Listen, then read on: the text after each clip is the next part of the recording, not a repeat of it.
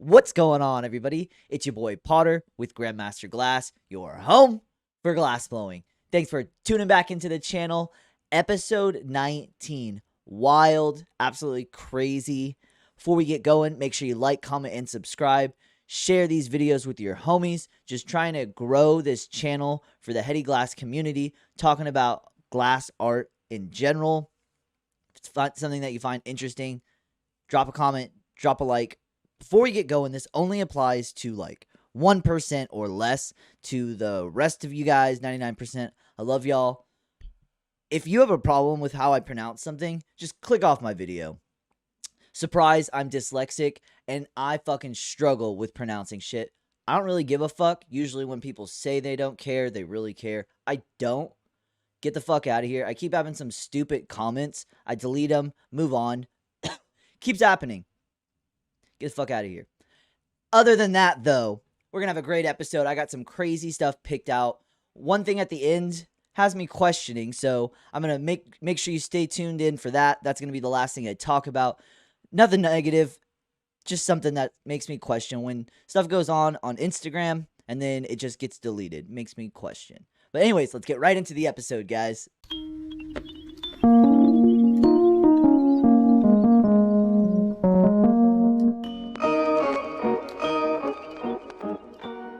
So, up first, we have got Paulie Two Fingers, and man, I see more than two fingers, but that marble is fucking huge. Really, really cool. If you've ever held a huge marble like that, it's actually substantial. Like, the bigger it gets, like, really, once a marble gets past, like, 1.5 inches, 2 inches, it feels mega big, and that's a huge marble. So much going on, the details of the dot stacking, each individual vortex around the marble, so much detail going on, and the color choice even in itself is not a very common color palette. Very I would say, like, almost reminds me of like Easter colors or just something like that. But man, that UV when it turns and the opal in the center, so much detail going on with that marble. And this is somebody new to me, so Paulie Two Fingers slapping it with the fucking marbles. And somebody else this week new to me, Mikarius Glass. I said it wrong, my bad. So this one is just like from this side, so tight with the wigwags. I mean, crazy. I love wigwags. I think most people, not most people, but I fell in love with wigwags when I was first getting into glass blowing and just knowing about glass. It's just a classic technique. I think everybody has a love for it. But the shaping of this is insane. It almost reminds me of like a water balloon or something. It's like, I wasn't sure how to feel about the shaping of it at first. The wigwags, though, and everything is crazy cool. And this guy's glass or girl's glass is a little bit different, and they make all types of things, but her, they, she, him, their spoons are fucking wild. The wigwags, crazy. Mikarius Glass. And looking at this one, KGB has been on a roll lately. They have a show coming up, but this is like an awesome gag gift, kind of like based on those old metal pipes. It's a collab, and I just thought this hits so hard. It's really funny, but also functional. Like, that is a really, really cool pipe. Really awesome. And then it comes with the bag and just the whole feel. I kind of KGB fell underneath the radar for me for a while, but they seem to definitely be making a solid comeback. So that's cool to see. Somebody I've been following for super, super long time. So yeah, if you don't know, now you know. KGB Glass. So this one, Chad Lacy had a sick collab with Nico Cray. Something about the attack. I haven't seen that from Chad Lacy very much. A lot of little attachments like coral reef scenes. I could really see a lot. So I wonder if he's going to start incorporating more into his whales and dolphins and things, into his sea life, because that is a vibe. I really, really think that's cool to have attachments, like a whole scene going around the actual creature. Awesome idea. Amazing collab. I'm guessing those are UV. Couldn't be too sure, but that is a mega collab. I really like that one. And always when Chad Lacy takes the pieces to the beach and really just shows them off, I think that just taking that extra step to elevate his glass and show the audience. So yeah, super cool collab. So Adam Reit's glass, this one is a crazy cool Sherlock, shaping on it on point. I mean, so on point. The extra big carb on the side I think is preferable. I think that's really cool. The shaping just down below just nails it. And then bazing, huge opal coin on the other side just slapping. The mouthpiece, the terminations on the actual like reticello wigwag where it comes in right at the bowl piece. Super amazing. Very technical. Double layered. There's just so much going on with this piece. It's got like metallic sparkles as well. Crazy. I mean, that is some crazy clean reticello line work. Like, doesn't happen like that by accident. So yeah, Adam Reit's glass. Looking at Rude Boy, featured him before, one of my OG favorites. I started following him when he was doing like chaos tubes, and like still to this day I would love a chaos tube made by Rude Boy. Man, oh man, original love with how I was saying with wigwags and his chaos tubes. Those absolutely slapped. But always coming back to him, seeing how he's doing, seeing what he's working on. He has this awesome Cheeto pendant up for grabs. I do want to say though, I miss his old pendants where they were a little bit longer. I think they would break a lot, so I think he shortened up the design for the V2, where it's kind of just like the wrist and the hand. They used to be much longer. It was like a whole arm.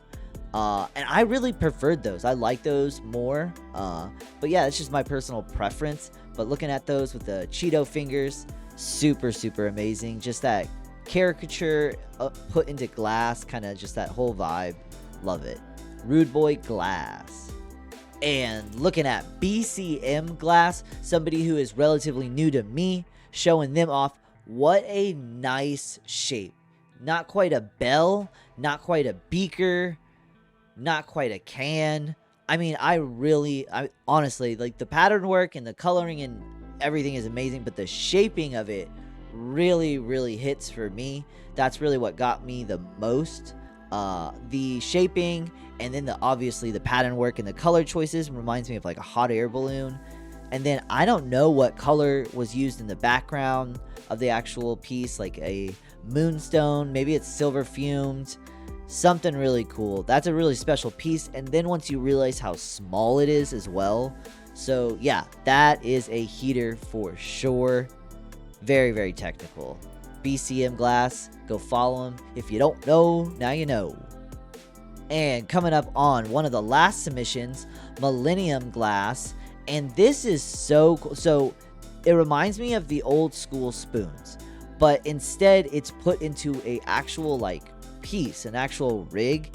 Typically, I feel like you see those, it's like canes, like a cane stick that you draw onto the glass, kind of like squiggly lines and stuff. And I would see those in old smoke shops and old head shops, but as spoon pipes. So the fact that this is put into this technique is used, it's classic, known by so many, but the fact that it's used into this heavy, fat looking piece, actual functional rig, super awesome. Classic old school kind of removable downstem. You could probably use a rubber washer or an actual regular downstem.